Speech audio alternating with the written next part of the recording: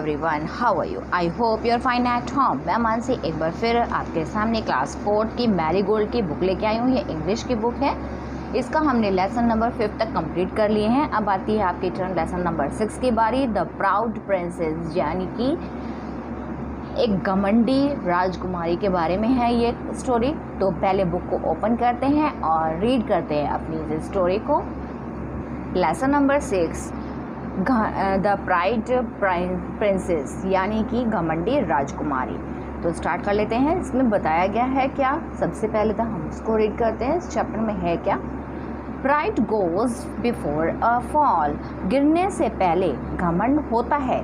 We should never have pride on our beauty और wealth, हमें कभी भी अपनी सुंदरता या धन पर घमंड नहीं करना चाहिए। रीड दिस लेसन, इस पार्ट को पढ़ते हैं। And know how two beautiful princesses realise the truth of beauty, और जानते हैं कि एक सुंदर राजकुमारी ने अपनी सुंदरता की सच्चाई को कैसे महसूस किया। स्टार्ट कर लेते हैं हम स्टोरी को। Once there lived a beautiful young princess, एक बार एक खूबसूरत युवा राजकुमारी रहती थी। यंग प्रिंसेस को बोलते हैं हम युवा, तो यंग को बोलते हैं युवा। प्रिंसेस या राजकुमारी, एक राजकुमारी रहती थी। The princess was very rich, राजकुमारी बहुत ही अमीर थी। लेकिन शी वॉज नॉट हैप्पी, लेकिन वह खुश नहीं थी। She was very proud of her beauty, उसे अपनी सुंदरता पर बहुत ही घमंड था। एवरी डे, प्रतिदिन, she looked into the mirror and said, वह प्रतिदिन वह शीशे में देखती और कहती, there is no one so beautiful, इतना सुंदर कोई नहीं है। एज, जैसे कि I am the most beautiful princess in the world, जितना कि मैं दुनिया में सबसे सुंदर राजकुमारी हूँ, जितने कि मैं सबसे सुंदर राजकुमारी हूँ। One day, as she was looking into her mirror, एक दिन जब वह अपने आईने में देख रही थी, she heard someone says, उसने सुना कोई कह रहा है, don't be proud of her beauty, अपनी सुंदरता पर घमंड मत करो, ओ प्रिंसेस और राजकुमारी। There are 3 things more beautiful than you in this world, इस दुनिया में 3 चीज़ें तुमसे भी ज़्यादा खूबसूरत हैं। She looked around, उसने इधर उधर देखा, लेकिन no one was there, वहाँ कोई नहीं था। Then she heard, फिर उसने सुना, go to the pool in your garden, अपने बगीचे के तालाब में जाओ। There you will see 3 things, तुम्हें वहाँ पे 3 चीज़ें दिखाई देंगी, मोर ब्यूटिफुल दैन यू, जो तुमसे भी अधिक खूबसूरत दिखाई देती हैं। The princess was very angry, princess को बहुत अधिक गुस्सा आ गया था। She said to herself, उसने अपने आप से कहा, can there be anything in this world more beautiful than I, क्या इस दुनिया में मुझसे भी ज़्यादा खूबसूरत कुछ हो सकता है। So she went to the pool in her garden to see what those 3 things were, वह अपने बगीचे के गार्डन में, अपने बगीचे के पुल में जाती है, जो बगीचे में पुल है, और वहाँ पे 3 चीज़ें, यानी कि 3 चीज़ें, तीन वस्तु जो बहुत अधिक सुंदर है, उनको देखती है। She looked into the pool, वह वहाँ पे उस पुल में देखती है। There she saw lovely flower, वहाँ पर उसे एक प्यारा सा फूल दिखाई देता है जो बहुत अधिक सुंदर है। शी हेयर्ड समवन सेज,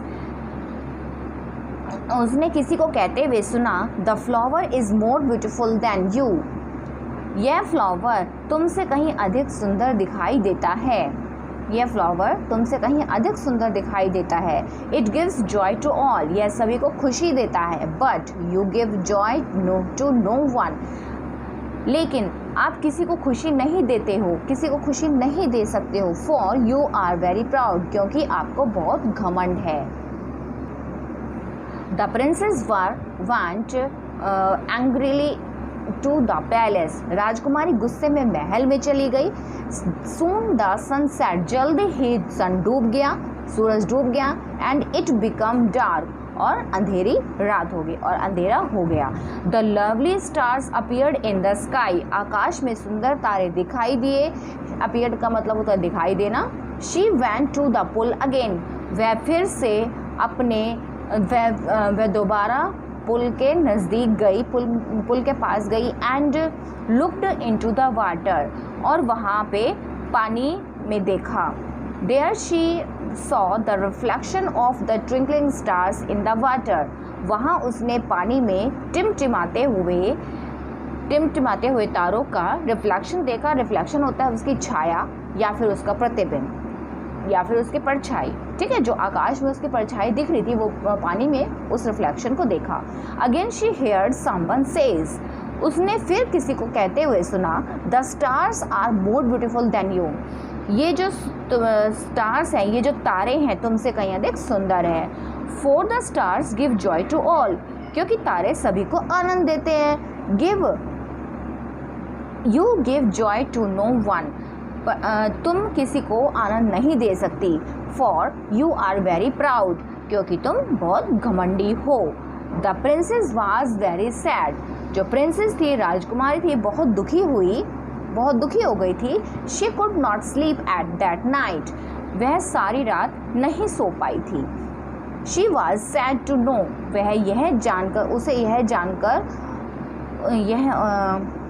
उसे यह जानकर बहुत दुख हुआ कि there was thing more beautiful than she, कि उससे भी खूबसूरत चीज़ें हैं। Now she wanted to know the third thing, अब वह तीसरी चीज़ को जानना चाहती थी।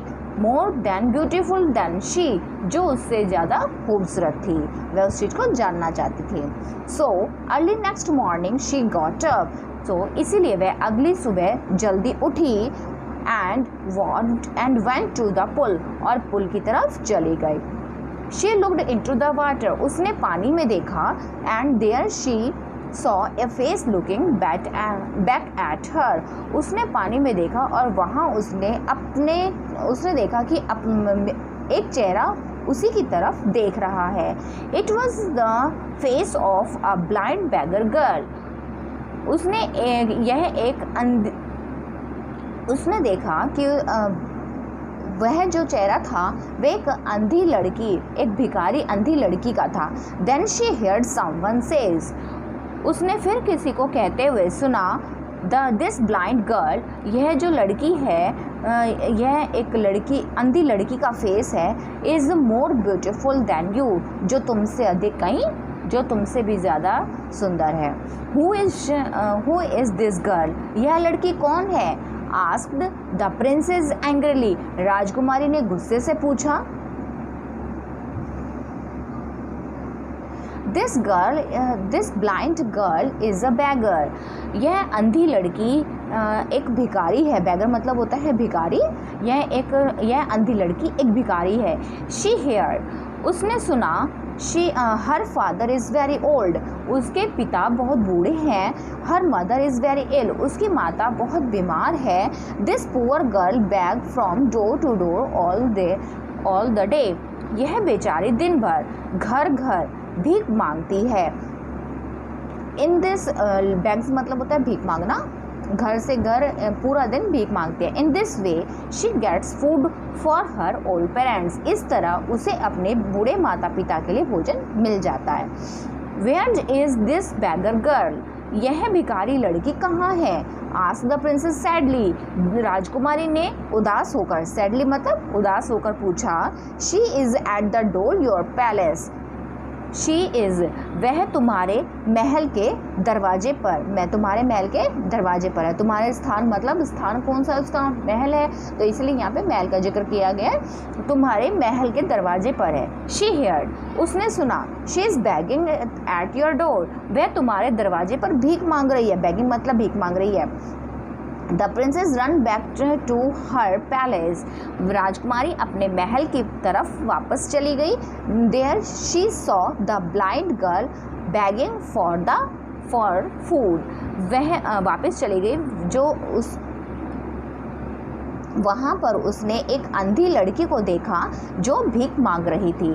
The princess took her into the palace. वह प्रिंसेस राजकुमारी उस लड़की को अपने महल में ले गई एंड गेव हर फूड, और उसे खाने के लिए और उसे भोजन दिया, और उसे भोजन, क्लोथ्स, कपड़े एंड सम मनी, और कुछ पैसे भी दिए। The poor girl went happily to the old father and mother. गरीब लड़की खुशी से अपने माता पिता के पास चली गई। गर्ल वेंट अपने माता पिता के पास चली गई। अब नेक्स्ट देख लेते हैं। The princess was now very happy. Princess या राजकुमारी अब बहुत अधिक खुश थी, बिकॉज क्योंकि she was no longer proud, क्योंकि अब उसके अंदर घमंड नहीं रहा। She never said again. उसने कभी भी नहीं कहा उसने दोबारा कभी नहीं कहा there is no one as beautiful as am I, कि मेरे जैसा और कोई नहीं है। She gave food, clothes and money to the poor every day. वह रोज़ प्रतिदिन गरीबों को खाना, कपड़े और पैसे देती थी। The poor man, जो गरीब आदमी थे, स्त्री थी, गरीब पुरुष, स्त्री और बच्चों से वह बहुत अधिक प्यार करती थी। And call her, बच्चों ने उससे बहुत प्यार किया और उससे कहा द मोस्ट ब्यूटीफुल प्रिंसेस, आप दुनिया की सबसे सुंदर राजकुमारी हो। तो ये आपकी हो गई रीडिंग।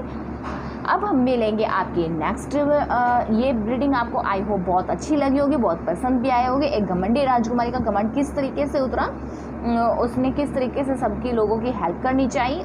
इसीलिए कहते हैं कि कभी किसी को अपने ऊपर घमंड नहीं करना चाहिए। ठीक है, तो अब हम मिलेंगे अपनी नेक्स्ट वीडियो में इस लेसन के वर्ड मीनिंग डिफ़िकल्ट वर्ड के साथ। ओके, तब तक के लिए bye bye, take care at home.